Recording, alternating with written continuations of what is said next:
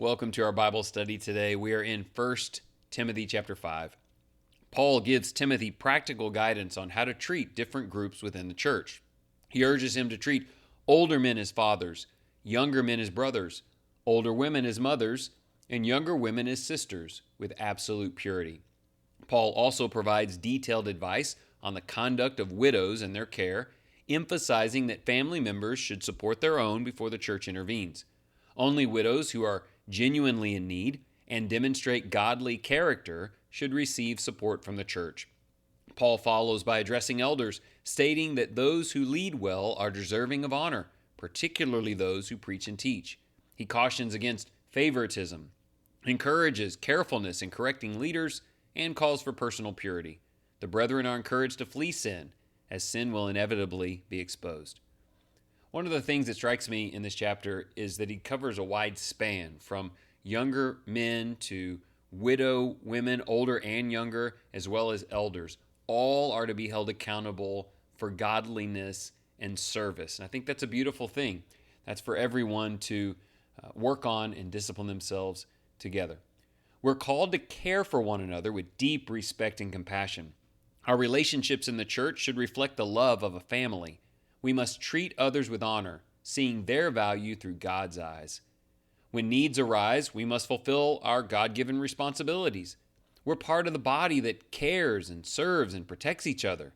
Godliness is expected of everyone, from the young to the widows.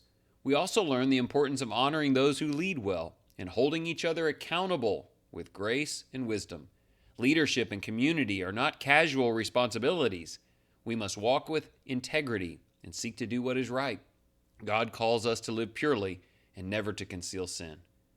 A striking thing here, in addition to the widows to be supported needed to be faithful in order to do so, and of course be in a position where their family couldn't care for them. But even elders had to be accountable for their conduct. If an elder had done something wrong and it was confirmed, then they needed to listen to reproof and change. And if them, then certainly you and me. I think in general we need a better attitude towards being addressed and corrected by those who we know care about us, from the top to the bottom. Here are 3 questions. Number 1, why is it important for younger men and women to show honor and respect for older members of Christ's body, especially widows and elders? Maybe a little bit of that's getting lost in our culture. But is that a way that a younger person in the church can do great service? By honoring, talking to, and listening to those who are older? Those intergenerational relationships are awesome. Question 2, several categories of widows are noted in this text. How many can you identify? Why are younger widows often encouraged to marry? As you go through, you'll see widows who are on a list. You'll see there are actually some ungodly widows here, different categories. What are some of those and what's he dealing with? But then when he gets to the younger, instead of devoting their lives to being single, he encourages them actually, if they can, to enter into marriage. Why did he give them that advice? Maybe just explore your thoughts on the chapter a bit. Question 3, what is Paul's advice concerning elders? Who are worthy of more honor, and how must accusations against them be handled? And why is this important? When we talk about elders here, they can be corrected, but there needs to be a proper procedure for that so that they're not undermined when they ought not be. Also, all shepherds should be learning and growing and becoming teachers, which makes you susceptible to attack, and you still may make mistakes, but there's some things there where God's trying to protect them and help them.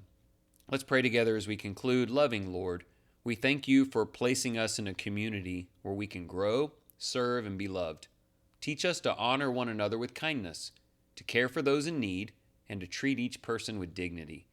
Help us to see our brothers and sisters through your eyes. Show us how to serve without expecting praise and to lead with humility. Give us the wisdom to correct with graceful wisdom and be patient with our approach, knowing that you see all and you know every heart. May we be faithful and free from sin and its consequences. I know that's what you want. You want to be free from sin and its consequences. Feature that in your relationships, in the way you treat and approach others. It'll make all the difference. Thank you for listening in today.